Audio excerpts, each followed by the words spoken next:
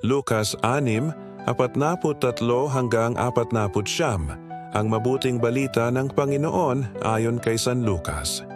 Noong panahong iyon, sinabi ni Jesus sa kanyang mga alagad, "Walang mabuting punong kahoy na namumunga ng masama, at walang masamang punong kahoy na namumunga ng mabuti. Nakikilala ang bawat punong kahoy sa pamamagitan ng kanyang bunga, sapagkat hindi nakapipitas ng igos sa puno ng aroma, at di rin nakapipitas ng ubas sa puno ng dawag. Ang mabuting tao ay nakapagdudulot ng mabuti sapagkat tigib ng kabutihan ng kanyang puso. Ang masamang tao ay nakapagdudulot ng masama sapagkat puno ng kasamaan ang kanyang puso. Sapagkat kung ano ang bukambibig siyang laman ng dibdib.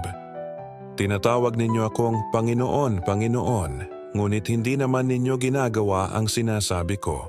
Ipakikilala ko sa inyo kung kanino natutulad ang bawat lumalapit sa akin, nakikinig ng aking mga salita at nagsasagawa ng mga ito.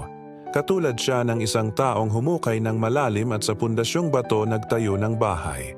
Bumaha at ang tubig ay bumugso sa bahay na iyon, ngunit hindi natinag sapagkat matatag ang pagkakatayo. Ngunit ang nakikinig ng aking mga salita at hindi nagsasagawa nito ay katulad ng isang taong nagtayo ng bahay na walang pundasyon.